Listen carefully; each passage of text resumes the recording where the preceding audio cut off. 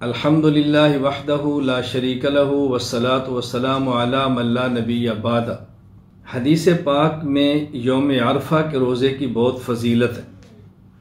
हज़रत अबू क़तादा रज़ी अल्लाह ताला अन्हु फरमाते हैं कि रसूल अकरम सल्लल्लाहु अलैहि वसल्लम से यौम अरफा के रोज़े के बारे में पूछा गया तो आपने फरमाया युकफ़िरु सनतल माज़ियत वल बाक़िया, कि यौम अरफा के एक दिन का रोज़ा गुज़श्ता एक साल के गुनाह और आइंदा एक साल के गुनाह इनको मुआफ़ कर देता है। ये हदीस सही मुस्लिम किताबुस्सियाम बाब इस्तिहबाब सियाम सलासिल अय्याम मिन कुल्लि शहरिन के अंदर मौजूद है। अब मसला और सवाल ये है कि यौम अरफा से मुराद क्या है। देखें, यौम अरफा से मुराद है 9 ज़िलहज, यानी इस हदीस पाक में 9 ज़िलहज के रोज़े की फजीलत बयान की गई है।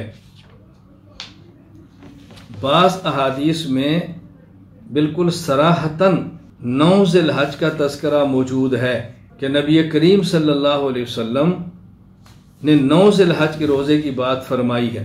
हदीस पाक में आता है कि बाज़ अज़वाज मुतहरात फरमाती हैं कान रसूलुल्लाह सल्लल्लाहु अलैहि वसल्लम यसूम तिस्अ ज़िलहज्जा व यौम आशूरा व सलासत अय्याम मिन कुल्लि शहरिन अव्वला इस्नैन मिन अश-शहर वल खमीस।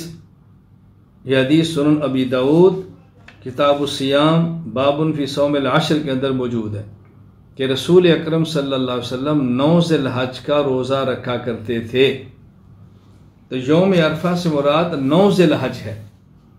वो हर मुल्क का अपना 9 ज़िलहज होता है। कभी सऊदी अरब में 10 होगा, पाकिस्तान में 9 होगा, एक दिन का फ़र्क होगा। तो हमने ये नहीं देखना कि सऊदी अरब का यौम अरफा क्या है, हमने देखना है कि हमारे मुल्क का 9 ज़िलहज क्या है।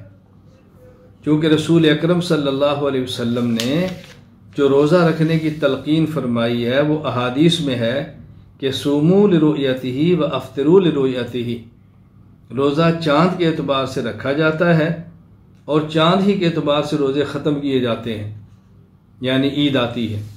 तो इसमें बुनियाद चाँद है, लिहाजा 9 ज़िलहज का रोज़ा ये रखना है और हदीस में इसी के फ़ज़ाइल मौजूद हैं। नबी करीम सल्लल्लाहु अलैहि वसल्लम ने ये यौम अरफा का लफ्ज़ क्यों इरशाद फरमाया? क्योंकि आप मदीना मुनव्वरा थे और मदीना मुनव्वरा का 9 ज़िलहज ये वही है जो मक्का का यौम अरफा है। इस एतबार से आपने यौम अरफा फरमाया। ये बिल्कुल ऐसे ही है जैसे एक हदीस के अंदर आता है कि रसूल अकरम सल्लल्लाहु अलैहि वसल्लम ने जब क़िबला की बात की है और समझाया कि क़िबला क्या है, तो अबू हुरैरा रज़ी अल्लाह अन्हु फरमाते हैं नबी पाक सल्लल्लाहु अलैहि वसल्लम फरमाया मा बैनल मशरिक़ वल मग़रिब क़िबला, मशरिक़ और मग़रिब के दरमियान ये क़िबला है। अब देखो, मशरिक़ और मग़रिब के दरमियान क़िबला ये पाकिस्तान हिंदुस्तान के एतबार से नहीं है, ये मदीना मुनव्वरा की बात की है। हदीस सुनन तिरमिज़ी बाबुल माजा फ़ी अन्न बैनल मशरिक़ वल मग़रिब क़िबला के अंदर मौजूद है। हमारे यहाँ क़िबला शुमाल और जुनूब के दरमियान है और मग़रिब की जानिब है, लेकिन मदीना मुनव्वरा में क़िबला ये मशरिक़ और मग़रिब के दरमियान है।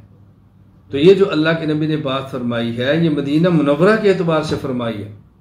अब कोई शख्स इस हदीस पाक को ले और पाकिस्तान या हिंदुस्तान में ये कहे कि जी हमारा क़िबला तो मशरिक़ और मग़रिब के दरमियान है, शुमाल की जानिब हो या जुनूब की जानिब हो, मग़रिब की जानिब नहीं, क्योंकि अल्लाह के नबी ने बताया है कि क़िबला मशरिक़ और मग़रिब के दरमियान है। हम उसको समझाएंगे ये रसूल अकरम सल्लल्लाहु अलैहि वसल्लम ने फरमाया है ये मदीना मुनव्वरा के लिहाज से है।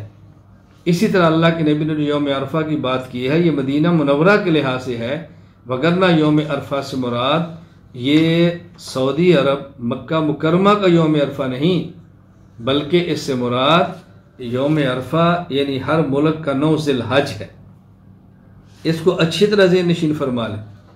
अगर आप यौम अरफा से मुराद 9 ज़िलहज नहीं लेंगे तो इस पर कई एक उलझने ऐसी पैदा होगी कि जिससे निकलना आपके इख्तियार में और बस में नहीं होगा।